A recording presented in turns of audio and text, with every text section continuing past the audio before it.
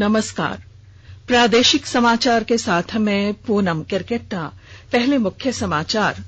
पश्चिमी सिंहभूम जिले के पोड़ाहाट जंगल में पीएलएफआई के साथ पुलिस की हुई मुठभेड़, 3 उग्रवादी ढेर, 1 घायल नक्सली गिरफ्तार। पीएम किसान योजना के तहत पिछले 2 महीनों में देश भर के 9 करोड़ 67 लाख किसानों को पहुंचाया गया लाभ। राज्य सरकार ने प्रवासी मजदूरों से वापसी के लिए झारखंड के सहायता पोर्टल पर पंजीकरण कराने की अपील की।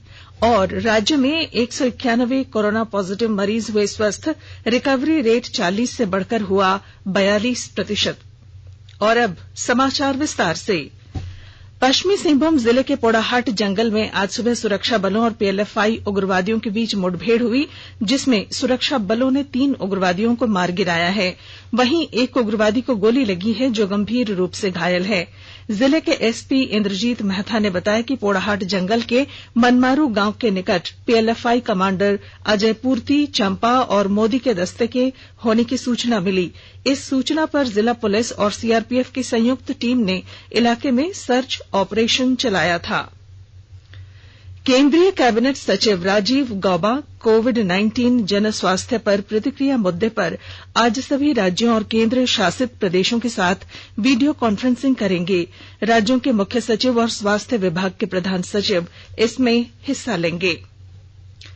प्रधानमंत्री किसान सम्मान निधि योजना कार्यक्रम के अंतर्गत पिछले 2 महीनों में कुल 9 करोड़ 67 लाख किसानों को लाभ पहुंचाया गया है। इसके लिए 19,000 करोड़ रुपए जारी किए गए। सरकार ने कहा है कि प्रधानमंत्री गरीब कल्याण योजना पीएमजीकेवाई के अंतर्गत लगभग 4,57,000 मैट्रिक टन दालें राज्यों और केंद्र शासित प्रदेशों को भेजी गई हैं। इनमें से 1,78,000 मैट्रिक टन दालें 13 करोड़ 40 लाख लाभार्थियों को वितरित की गई हैं। प्रधानमंत्री नरेंद्र मोदी ने ऊर्जा क्षेत्र की वित्तीय स्थिति में सुधार और इसकी कार्यकुशलता बढ़ाते समय उपभोक्ताओं की संतुष्टि में वृद्धि की जरूरत पर जोर दिया है। प्रधानमंत्री ने कल शाम बिजली मंत्रालय तथा नवीन और नवीकरणीय ऊर्जा मंत्रालय के कार्यों की समीक्षा की। बैठक में ऊर्जा क्षेत्र की समस्याओं के निवारण के लिए शुल्क नीति और बिजली संशोधन विधेयक 2020 सहित नीतिगत पहलों पर विचार विमर्श हुआ। श्री मोदी ने विभिन्न प्रदेशों और इलाकों में बिजली क्षेत्रों की समस्याओं, विशेषकर बिजली वितरण की ओर ध्यान दिलाया। प्रधानमंत्री ने कृषि क्षेत्र की संपूर्ण आपूर्ति श्रृंखला के लिए भी समग्र दृष्टिकोण अपनाने और छत पर सौर ऊर्जा उत्पादन के लिए नई तकनीक की जरूरत पर भी बल दिया। दुमका जिले के ग्रामीण इलाकों में रहने वाले लोगों के लिए भी इस कोरोना संकट काल में केंद्र सरकार की गरीब कल्याण योजनाएं वरदान साबित हो रही हैं। आर्थिक रूप से कमजोर लोगों को सरकार की इन योजनाओं का लाभ मिल रहा है। लाभुकों ने मदद के लिए प्रधानमंत्री के प्रति विशेष आभार जताया है। नाम पूनम कुमारी है और मेरा गांव बुढ़ी झिलवा सरैया हाट, जिला दुमका। हमको जनधन योजना में अच्छा लाभ मिला है। 10 किलो करके है परिवार में हर किसी को चावल मिला है और गैस के लिए पैसा मिला है। मेरा दुमका जिला हुआ और घर हुआ सरसाठाड़ी कुरमाहाट। जनधन योजना खाते में 500 रुपया करके मिला है और राशन कार्ड में 10-10 किलो करके हर एक आदमी के ऊपर मिला है। मेरे परिवार में 5 आदमी है, उसमें 50 किलो चावल मिला है। जामताड़ा जिले में कोरोना संक्रमित मरीज के गांव शुभदीडीह को जिला प्रशासन ने सील कर दिया है। स्वास्थ्य विभाग की टीम ने गांव पहुंचकर मरीज के ट्रैवल और कॉन्टैक्ट हिस्ट्री की जानकारी ली। संक्रमित संपर्क में आए व्यक्तियों का सैंपल संग्रह कर जांच के लिए भेजा गया है। दूसरे राज्यों से लौट रहे प्रवासी मजदूरों को रोजगार उपलब्ध कराने के लिए राज्य सरकार प्रतिबद्ध है। लोहरदगा जिले में इसके लिए विशेष पहल की जा रही है। विस्तृत ब्यौरे के साथ हमारे संवाददाता। लोहरदगा जिला में लॉकडाउन में अपने घर लौट रहे प्रवासी मजदूरों को गांव में ही रोजगार उपलब्ध कराया जा रहा है। प्रवासी मजदूरों को रोजगार उपलब्ध कराने के लिए नए जॉब कार्ड बनाए जा रहे हैं। जिले में अब तक 446 प्रवासी मजदूरों को जॉब कार्ड उपलब्ध करा दिया गया है। लोहरदगा जिला में वर्तमान समय में 1129 योजनाएं चलाई जा रही हैं। इनमें बिरसा हरित ग्राम योजना के तहत बागवानी, नीलांबर पीतांबर जल समृद्धि योजना तथा वीर शहीद पोटो हो योजना के तहत खेल मैदान निर्माण का कार्य किया जा रहा है। बाहर से आए मजदूरों को उनके गांव में ही जब रोजगार उपलब्ध हो रहा है तो उनके चेहरे पर खुशी देखी जा रही है। गोपी कृष्ण कुंवर, आकाशवाणी समाचार, लोहरदगा। कोरोना वायरस के संक्रमण से बचाव को लेकर देश भर में जारी लॉकडाउन के बीच अगरतला और आसपास के इलाकों में फंसे झारखंड के हजारों श्रमिकों को लेकर श्रमिक स्पेशल ट्रेन मध्य रात्रि लातेहार रेलवे स्टेशन पहुंची। उपायुक्त जीशान कमर और पुलिस कप्तान प्रशांत आनंद ने संयुक्त रूप से प्रवासी श्रमिकों का स्वागत किया। हम लोगों ने पहले से प्लानिंग करके रखा गया था। पूरा मजिस्ट्रेट और जो पुलिस की प्रतिनियुक्ति यहाँ पे की गई थी। बस वार जो हम लोगों ने और कोच वार टैगिंग किया था और सभी कोच वार जो है मजिस्ट्रेट प्रतिनियुक्त किए गए थे, ताकि जो हमारे श्रमिक आए हैं कि उनको किसी भी प्रकार की कठिनाई नहीं हो। यहाँ से अभी हम लोग उनको बसों के माध्यम से जो बगल में हमारा पॉलिटेक्निक कॉलेज है वहाँ लेके जा रहे हैं और वहाँ पर उनकी मेडिकल स्क्रीनिंग की जाएगी और उन लोगों को भोजन आदि का व्यवस्था किया गया है। सभी लोगों को वहाँ पर ये सारी सुविधाएं दी जाएंगी। उसके बाद हम लोगों ने उनके पंचायत वार और गांव वार तक जो है बसें टैग करके रखी हुई और वो उनको अपने गंतव्य स्थान तक पहुंचाएंगे। प्रवासियों में लातेहार के 421 श्रमिकों के अलावा पलामू, गढ़वा और चतरा जिले के मजदूर शामिल थे।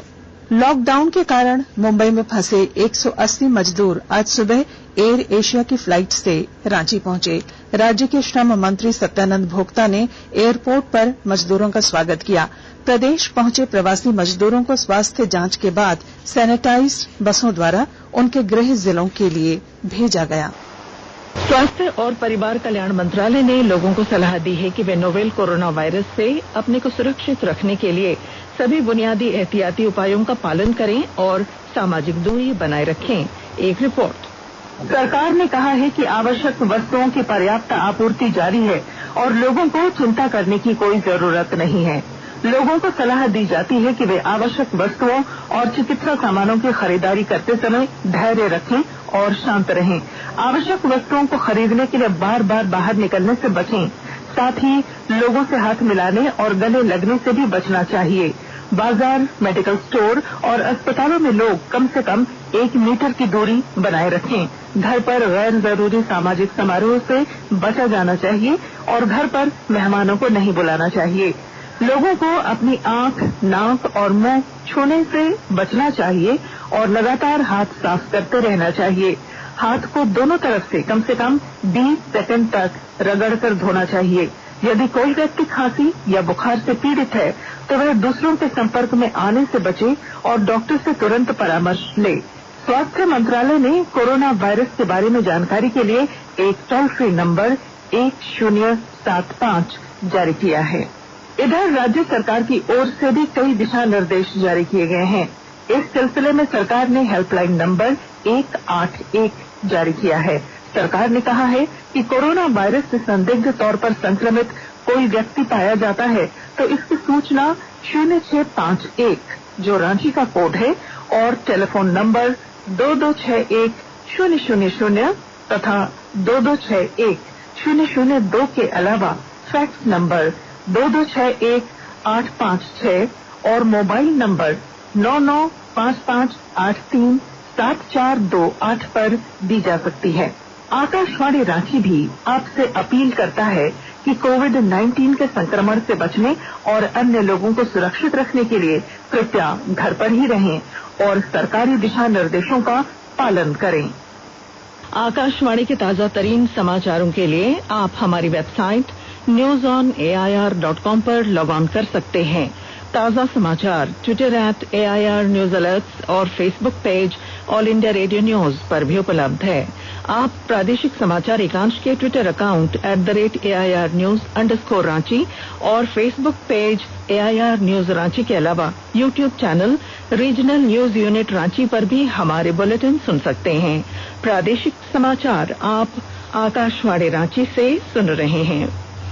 मुख्यमंत्री हेमंत सोरेन ने प्रवासी श्रमिकों से अनुरोध किया है कि वे राज्य में वापसी के लिए झारखंड के सहायता पोर्टल पर अपने को फिर से पंजीकृत करें। श्री सोरेन ने कहा कि राज्य सरकार श्रमिकों की राज्य में वापसी के लिए सभी उपाय कर रही है। इधर लॉकडाउन के चौथे चरण में आज से शहरी क्षेत्रों में लघु और मध्यम औद्योगिक इकाइयों को प्रतिबंधों में रियायतें दी गई हैं। गैर संक्रमित क्षेत्रों में औद्योगिक गतिविधियां चालू हो जाएंगी और आर्थिक गतिरोध दूर होने का सिलसिला शुरू होगा। पश्चिमी सिंहभूम जिले में कोविड-19 के संक्रमित मरीजों के इलाज के लिए हाईटेक नवाचारों का प्रयोग बखूबी हो रहा है। नवाचारों के प्रयोग से जिले में कोविड-19 मरीजों के इलाज में न सिर्फ सुविधा हो रही है, बल्कि इससे स्वास्थ्य कर्मियों के लिए खतरा भी कम हुआ है। जिले में हाईटेक आइसोलेशन बेड्स की संख्या लगभग 150 है। मरीजों की मानव रहित देखभाल के लिए कोबोट जैसा प्रयोग भी सफल होता दिख रहा है। मरीजों को खाना, पानी और दवाइयां इन हाईटेक उपकरणों के जरिए उपलब्ध कराना आसान हुआ है। उप विकास आयुक्त आदित्य रंजन ने कहा कि स्वास्थ्य कर्मियों के लिए यह सबसे सुरक्षित माना जा रहा है। जिला प्रशासन पश्चिमी सिंहभूम शुरू से ही कोविड-19 से लड़ने के लिए तैयारियों में जुटा रहा है। शुरू में हम लोग जो है कोबोट का निर्माण और उसका उद्घाटन कर चुके थे। आज से हम त्रासदी का समय ही कहेंगे कि हमारे यहाँ कोरोना पॉजिटिव आ चुके हैं। अपना पहुंचाने का काम, पानी का पहुंचाने का काम आज के डेट में कोबोट से हो रहा है, जिससे हमारे स्वास्थ्यकर्मी भी सुरक्षित हैं और एंसिलरी स्टाफ जो अदर स्टाफ है, खाना पहुंचाने वाले, पानी पहुंचाने वाले, ये लोग भी सुरक्षित हैं। ये हम सबके लिए एक वरदान साबित हो रहा है। साथ ही साथ जो आइसोलेशन बेड का पहला हम लोगों ने उद्घाटन यहाँ किया था, उसका भी इस्तेमाल हो रहा है, जिससे कि संक्रमण का खतरा बना रहता है मरीजों का भी, वो भी मिनिमाइज हो रहा है। कुल अभी तक 110 बेड चाईबासा में ऐसे लग चुके हैं, जिनका इस्तेमाल अभी हम लोगों ने शुरू ही किया है। भारतीय आयुर्विज्ञान अनुसंधान परिषद ICMR ने कहा है कि पिछले 24 घंटों में कुल 1,19,976 नमूनों की कोविड-19 जांच की गई। देश में अब तक 33,62,136 नमूनों की जांच की जा चुकी है। राज्य में पिछले 24 घंटों के भीतर 16 कोरोना मरीज स्वस्थ हुए हैं। इसके साथ ही अब तक 151 मरीज स्वस्थ होकर अपने घर लौट चुके हैं। राज्य का रिकवरी रेट अब 40% से बढ़कर 42% हो गया है। आकाशवाणी का समाचार सेवा प्रभाग आज अपने फोन इन कार्यक्रम में कोविड-19 पर विशेष परिचर्चा प्रसारित करेगा। यह कार्यक्रम रात 9:25 से FM गोल्ड और अतिरिक्त मीटरों पर सुना जा सकेगा। श्रोता स्टूडियो में सीधे फोन कर विशेषज्ञों से सवाल पूछ सकते हैं। नंबर है 011-2331-4444। हमारा टोल फ्री नंबर है 1800-115767। आकाशवाणी का समाचार सेवा प्रभाग आज अपने संवाद कार्यक्रम में रेलवे के बारे में एक विशेष परिचर्चा प्रसारित करेगा। ये कार्यक्रम शाम 7:10 से FM गोल्ड और अतिरिक्त मीटरों पर सुना जा सकेगा। श्रोता यात्री रेलगाड़ियों के बारे में हमारे स्टूडियो में बैठे विशेषज्ञों से फोन पर अपने सवाल पूछ सकते हैं। नंबर है 011-2331-4444 और 1800-115767। उपराष्ट्रपति M वेंकैया नायडू ने आज विनायक दामोदर सावरकर की जयंती पर उन्हें श्रद्धांजलि दी। ट्वीट संदेशों में श्री नायडू ने कहा कि वीर सावरकर एक बहुआयामी व्यक्तित्व थे। प्रधानमंत्री नरेंद्र मोदी ने भी विनायक दामोदर सावरकर को उनकी जयंती पर श्रद्धांजलि दी है। सूचना और प्रसारण मंत्री प्रकाश जावड़ेकर ने भी वीर सावरकर की जयंती पर उन्हें श्रद्धांजलि अर्पित की। झारखंड एकेडमिक काउंसिल जैक ने आज से मैट्रिक और इंटरमीडिएट परीक्षा की उत्तर पुस्तिकाओं का मूल्यांकन शुरू कर दिया है। राज्य में 51 केंद्रों पर अब 10,000 परीक्षक कॉपियों की जांच कर रहे हैं। केंद्रीय माध्यमिक शिक्षा बोर्ड CBSE द्वारा 1 जुलाई से आयोजित होने वाली 10वीं और 12वीं की लंबित परीक्षाओं में बैठने वाले विद्यार्थियों को राहत दी गई है। मानव संसाधन विकास मंत्री ने बताया है कि लॉकडाउन के दौरान जो छात्र दूसरे राज्य या दूसरे जिलों में चले गए हैं, वे वहीं से इन परीक्षाओं में शामिल हो सकेंगे। सरायकेला पुलिस ने 24 घंटों के भीतर एक हत्याकांड का खुलासा किया है। पिछले 25 मई को सरायकेला थाना अंतर्गत कोलाबड़िया पुल के नीचे खरकई नदी से एक युवक का शव बरामद किया गया था। पुलिस ने हत्याकांड के पीछे तांत्रिक सिद्धि बताया है और सभी 4 अभियुक्तों को गिरफ्तार कर न्यायिक हिरासत में भेज दिया है। और अब संक्षिप्त खबरें। हजारीबाग जिले के विष्णुगढ़ प्रखंड के बराय में होम क्वारंटीन में रह रहे एक व्यक्ति की कल मौत हो गई। पाकुड़ जिले में घुलियान मालपहाड़ी बाईपास सड़क पर ट्रक की चपेट में आने से एक बुजुर्ग की मौत हो गई। चतरा के मयूरहंड थाना क्षेत्र के झरदाग गांव में घर की एक जर्जर दीवार गिरने से एक ही परिवार के 4 लोग घायल हो गए।